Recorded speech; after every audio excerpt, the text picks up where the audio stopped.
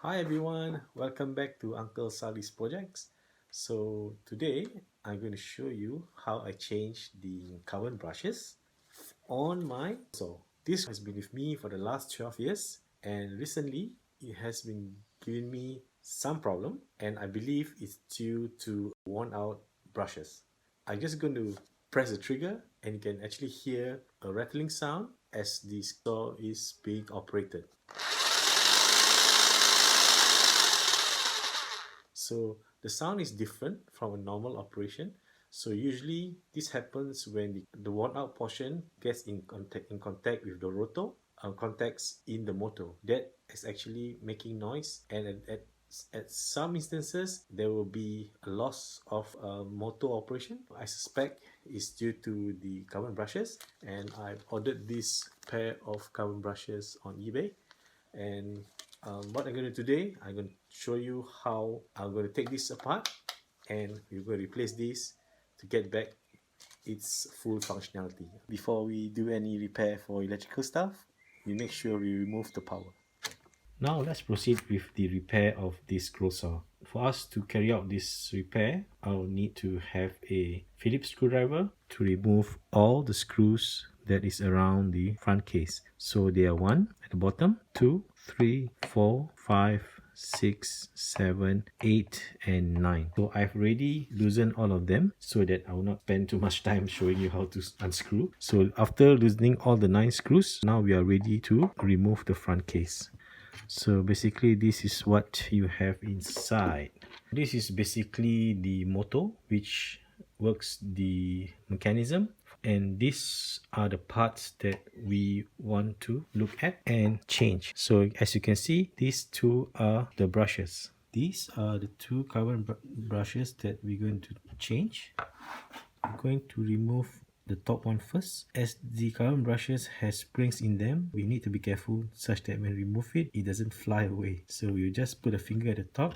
As I remove it, hold it in place, and here comes the carbon brush and the spring inside. You'll see that there's round surface, this rounded profile surface, so that actually is the contact to the commutators. So I'm going to remove this spring and brush, and I'm going to replace it with the new brush which has a spring already attached on it. So what I'll do, I'll make sure that this profile, this rounded profile, corresponds to the surface of the commutator, and I insert the spring, then I insert the whole brush inside, and I put a finger in there, hold the brushes in place, then I put it back and I test the spring to see if it's okay. Now I'll proceed to remove the second one. Similarly, I'll put the finger there, I will hold on to the brush, have it taken out, followed by the spring, and I take the new one and I'll just insert this inside, make sure the round profile corresponds to the surface of the commutator, and insert this back in and push it back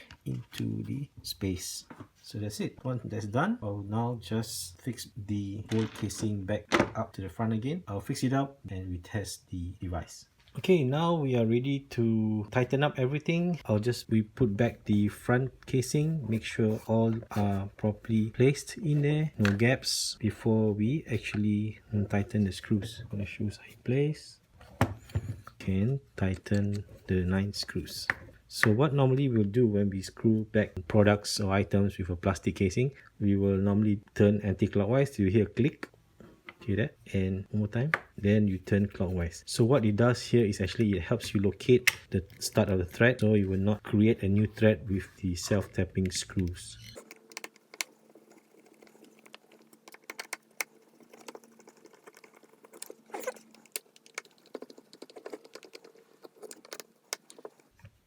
So remember, you slowly turn anti-clockwise first. You hear the click, then you turn clockwise to tighten the screw.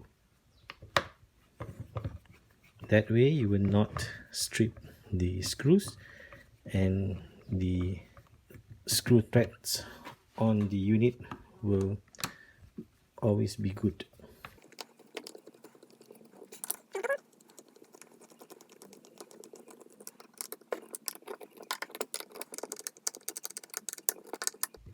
Okay, So now what I'm going to do, I'm just going to plug the power back, and we'll see if there's any problem with the motor after we change the brushes.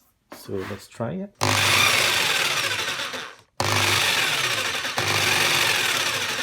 Okay, looks good.